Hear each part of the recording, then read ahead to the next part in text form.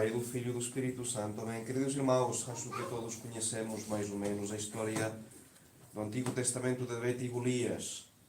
É como David, o mais novo de 8 irmãos, ficou sabendo da ameaça deste gigante que durante 40 dias saiu desafiar o povo de Israel. E então, diante desta situação que não parecia ter solução, ele próprio, David, um rapaz, uma criança, pediu autorização ao rei Saul. O rei Saul o vestiu da sua própria armadura, mas ficou tão desconfortável, desacostumado daquilo, que então dispensou a proteção e, levando apenas o seu cajado, a sua funda, apresentou-se diante de Golias. A funda, um instrumento tão simples, não é? Parece que uma funda atirada numa distância de menos de 50 metros é equivalente a uma bala de calibre 22. E na Sagrada Escritura fala-se no livro dos Juízes de 700 homens guerreiros importantes, fortíssimos, que combatiam tanto com a direita como com a esquerda. E também eram tão destros a tirar pedras com a funda que poderiam acertar num cadelo sem que o golpe de pedra desse noutra parte. Isto para mostrar como o rei David, então, não o rei David, sabia usar a funda, e com esta funda acabou, com este gigante. O que interessa neste relato, a frase da Santa Escritura: escolheu no regato 5 pedras lisas, pondo-as no alforje de pastor que lhe servia de bolsa. 5 pedras, o que representam os 5 mistérios do terço. É com isso que somos capazes de afrontar, de fazer frente a este gigante que é o demónio. E o Rosário já tem demonstrado o seu poder, a sua virtude.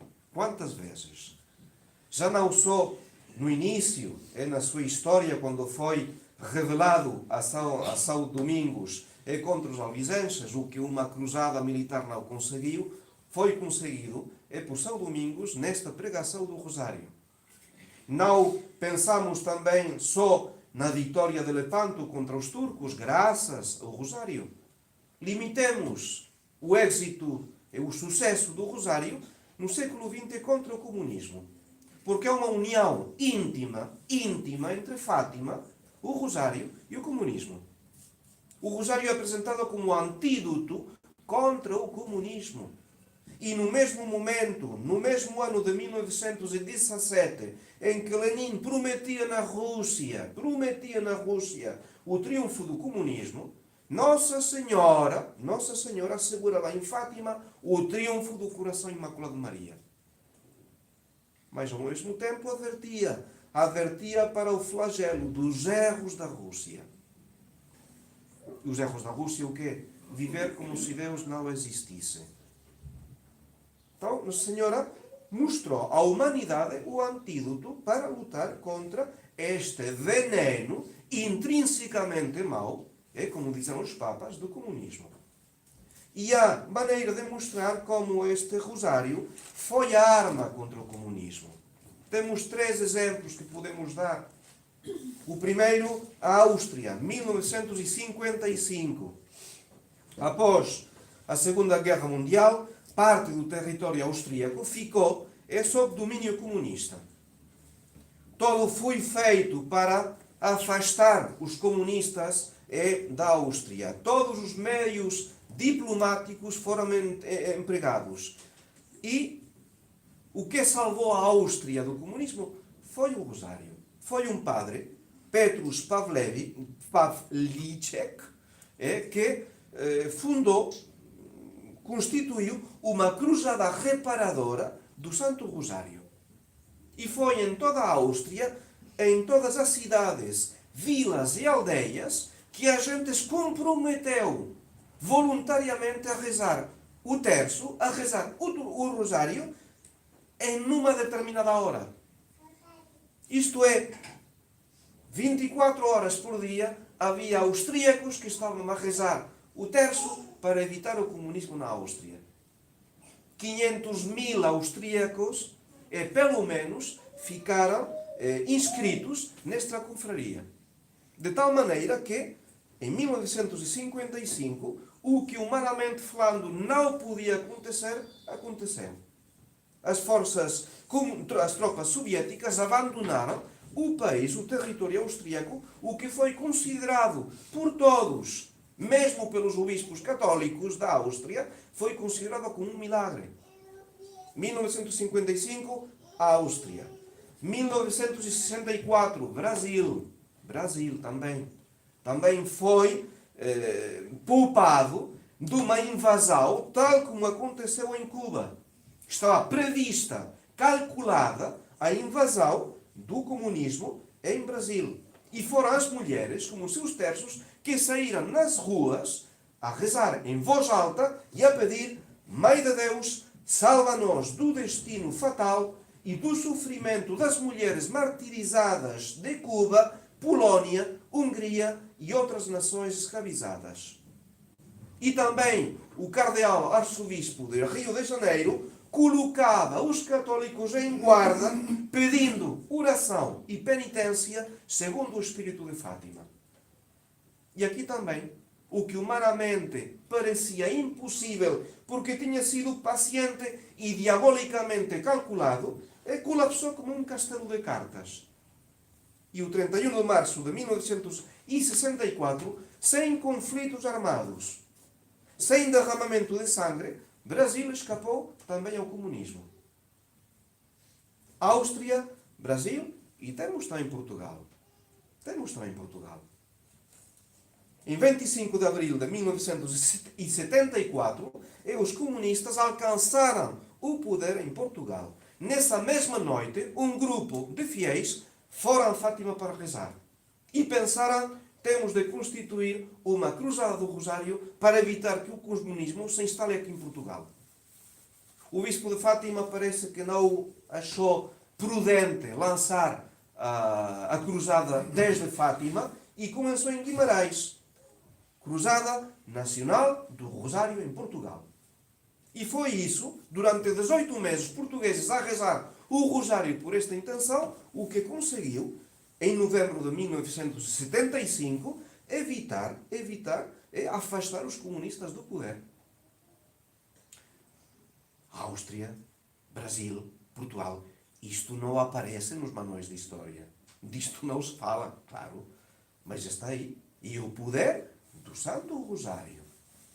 E nós temos de acreditar, mês de outubro, mês dedicado ao Rosário, temos de ficar bem convencidos que depois da Santa Missa não podemos oferecer a Deus uma coisa de maior importância que o Santo Rosário. A irmã Lúcia chamava o Rosário a arma de combate das batalhas espirituais dos últimos tempos. E ela mostrava como o Rosário recebemos não só a proteção contra o demónio, o mundo e a carne, os inimigos da nossa alma, porque a nossa alma é um terreno de combate. Não faz falta pensar na Áustria, no Brasil, no Portugal. Cada alma é um terreno de combate onde está a lutar o demónio e onde está a lutar o Senhor. O demónio, com a sua violência habitual, através do respeito humano, do medo, das piadas, esta tensão provocada contra a vida católica, e que faz que muitos católicos acabam por abalar, por deixar que o mundo invada a sua vida. Por outra parte, Nosso Senhor que chama à porta. Olha, eu desejava entrar na tua alma, mas só vou entrar quando me deixas entrar. Luta, nossa alma é um terreno de luta. Com o Santo Rosário, chegamos a vencer. Chegamos a manter a nossa fidelidade. É São Luís Maria Grignion de Montfort. Ele garante isto. Ainda que vos encontrasseis à beira do abismo, ou já tivesseis um pé no inferno. Quantas vezes nós temos considerado que tínhamos o pé no inferno?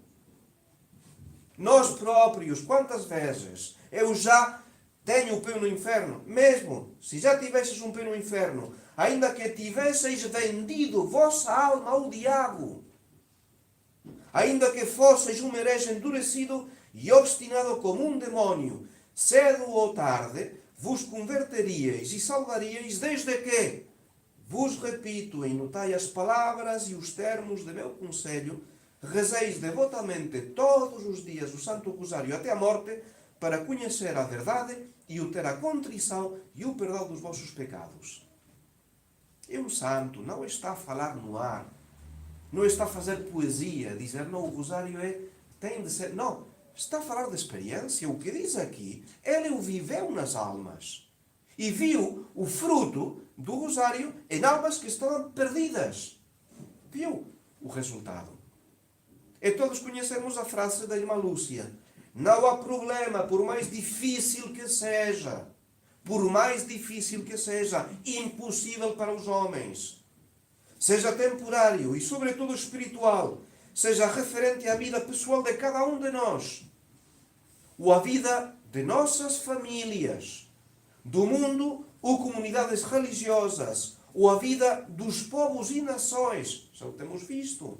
Não há problema, repito, por mais difícil que seja, que não possamos resolver agora com a oração do Santo Rosário. E depois advertia. Por isso, o demónio fará todo o possível para nos distrair desta devoção.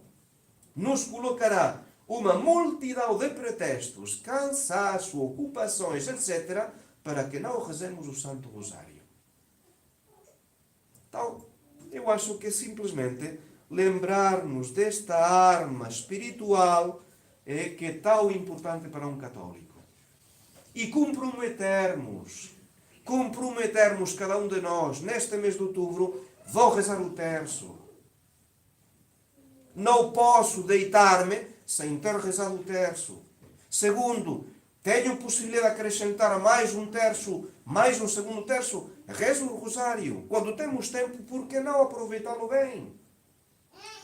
O propósito, o compromisso diante de Deus, não a obriga ao pecado, mas, minha mãe, vou tentar de dizer o rosário todos os dias. Vou calcular o meu tempo para que, pelo menos um terço bem rezado, pelo menos um, e o resto é bom. Vai ser no carro, vai ser passeando, vai ser... De outra maneira, vou ficar distraído, sim, mas pelo menos está a intenção de honrar Nossa Senhora durante o dia todo. Um terço bem rezado, o resto mais livre. Terceiro, terço, rosário, terço em família. Em família. Temos de fazer o esforço de a família toda junta diante de Nossa Senhora. Sentada na mesa da sala de jantar, num oratório, de joelhos os que podem, como se quiser, alumiando uma velinha diante de uma imagem de Nossa Senhora. Por que não? Momento sagrado da família. O tempo dedicado a Nossa Senhora. Um detalhe que Nossa Senhora agradece imenso. Uma família que reza o rosário, que reza o terço, é uma família que se salva. E assim, não estou a inventar. Nossa Senhora não deixa iludido a ninguém.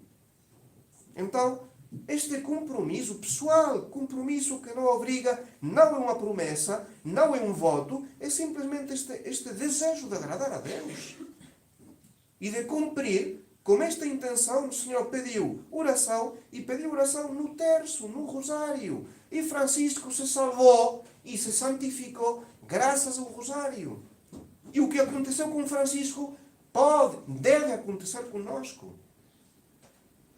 Golias, quase 3 metros de altura. 3 metros de altura. Imaginem. A sua couraça, a sua armadura de escamas, de bronze, 50 quilos.